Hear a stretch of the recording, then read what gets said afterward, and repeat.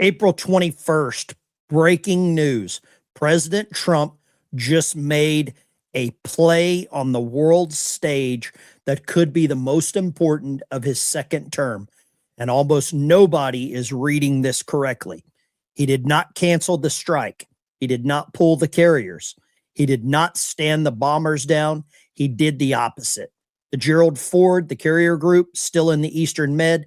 The B-2s at Diego Garcia still armed. The B-52s are still flying. The Ohio-class submarines with 154 Tomahawks each, still hidden. The blockade on the Strait of Hormuz is still choking them out. Every fighter, every bomber, every cruise missile, every Marine, every sailor, every airman is locked, loaded, and waiting.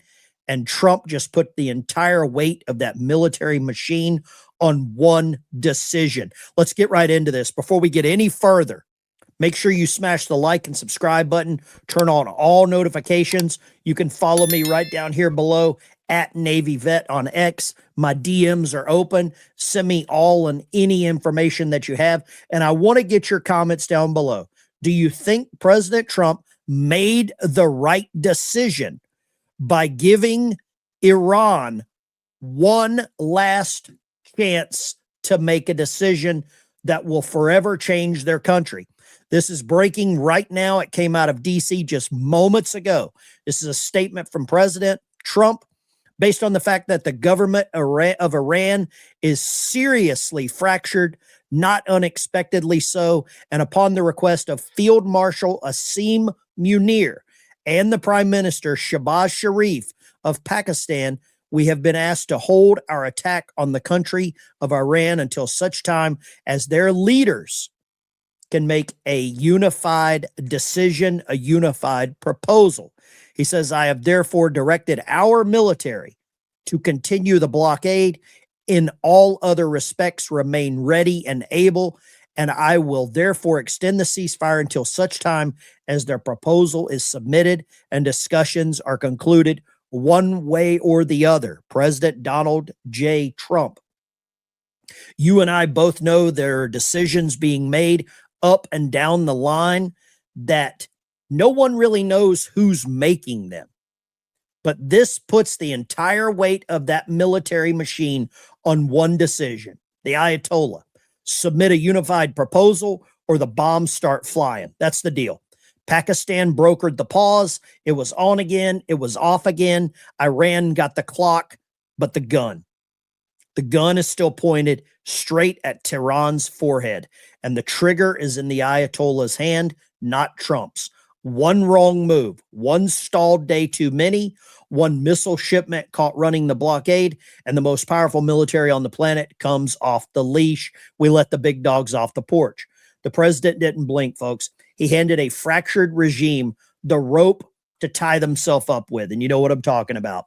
And tonight, the Ayatollah is staring at the most consequential decision of his life.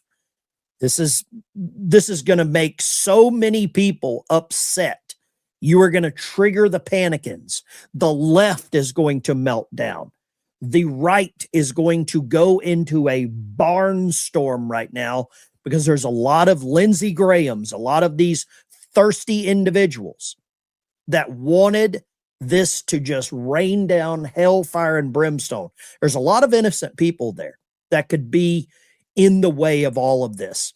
So I don't know what you think about this, but I need you to listen carefully because almost every other channel on YouTube and all these other podcasters, in my opinion, they're going to get this story dead wrong. President Trump did not cancel the strike on Iran. He did not pull the carriers. He didn't tell the bombers to stand down. He did the opposite. He put the entire weight of the United States military on the shoulders of the cardboard cutout, the Ayatollah. Right there. You saw the statement. The government of Iran is in serious fractured situation. Nobody knows who's in charge. It's just like the Democrat Party. Nobody knows who's in charge. Trump said, yes, the ceasefire is extended, open-ended, no clock. President J.D. Vance did not get on a plane flying to Pakistan this morning. Neither did Witkoff, neither did Jared Kushner.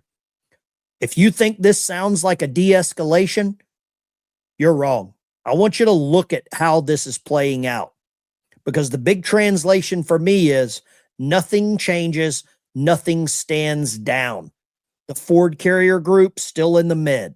B-2s, they're all armed and waiting.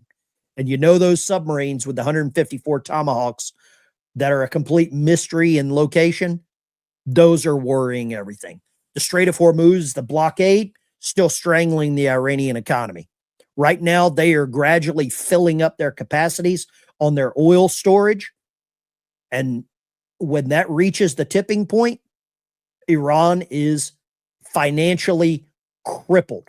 And they're crippled right now because they can't sell anything. Let's just keep moving along here. I want you to see this as well. Iran, this is this morning, they declared to participate in talks with the U.S. over the naval blockade. This came out about 20 minutes ago. Iran has officially declined to participate in the second round of peace talks. So we don't really know who's actually in charge right now. And the president of the United States doesn't know who's he dealing with. Is he dealing with the cardboard cutout? Is he really working with the IRGC? We don't know. That's the big problem, is we don't know who we are actually dealing with. You can see here, the blockade is working. You look how many ships are waiting to go through. They're they're west of Larik Island. They are northwest of Hormuz, and they are waiting. The blockade in the Arabian Sea by the United States Navy is holding. And right now, that is the most dangerous thing for the Iranian government, is to keep waiting, because whenever this gets unleashed, whatever decision comes out of DC, it's going to infect their entire country. It's going to affect their entire country. And this regime is fractured. The president said right here that he extends the ceasefire. He doesn't want to take these decisions lightly. There's a lot of people that are wanting to just rush into this, but this is a legacy defining moment with Iran. And I would love to get your comments down below. At what point does the president take action? We saw yesterday that the president of the United States came out and addressed this information that Iran was getting materials, missile parts. He says a surprise. He didn't say exactly what it was, but I want you to hear what he said here. And this is a very pointed accusation at China. 4 or 5 weeks ago. So we've used this to restock, and they probably have done a little bit of restocking. We caught a ship yesterday that had some things on it, which wasn't very nice. A gift from China, perhaps. I don't know. But I was a little surprised, but because I have a very good relationship, and I thought I had an understanding with President Xi, but that's all right. That's the way war goes, right? But I will tell you that we have, our military is incredible. The military is incredible. The military is on standby, and we know exactly what our military can do. We have destroyed their Navy. We have destroyed everything there. The president has to make a decision. I don't think he wants to rush into anything. The market is going to correct for this. I believe gas prices, oil prices are going to drop. I believe the stock market is going to continue to climb, because the president of the United States does not want to rain down the force of the military.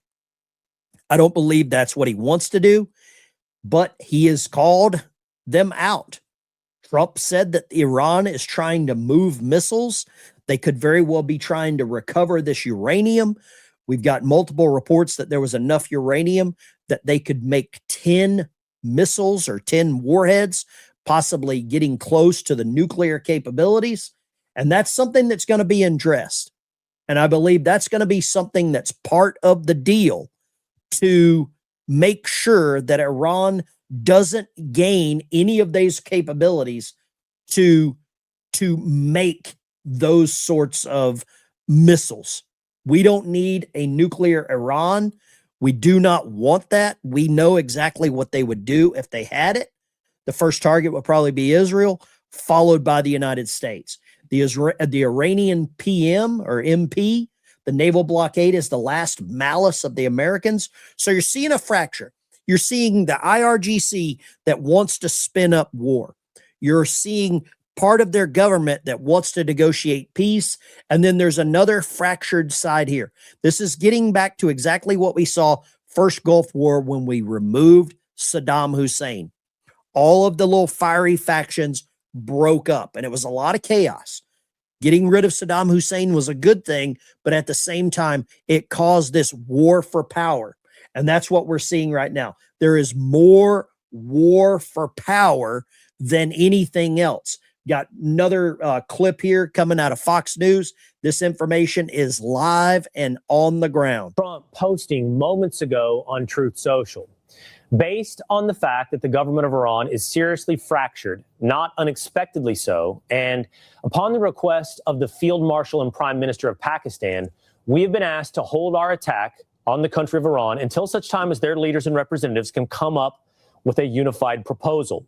I have therefore directed our military to continue the blockade and in all other respects remain ready and able, and will therefore extend the ceasefire until such a time as their proposal is submitted and discussions are concluded one way or another. So for now, an extension to the ceasefire. I don't know what you think about this. Do you think an extension is a good idea? Does it give Iran time to gather more materials, bring in stuff from China? I don't think anything's coming in through the strait. With this blockade in place, the United States military, Marines, sailors, they are boarding ships, they are conducting inspections.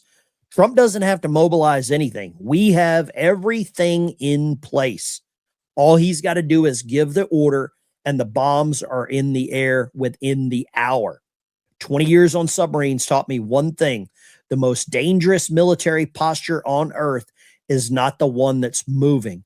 It's the one that's already in position, already loaded, already waiting on a single word.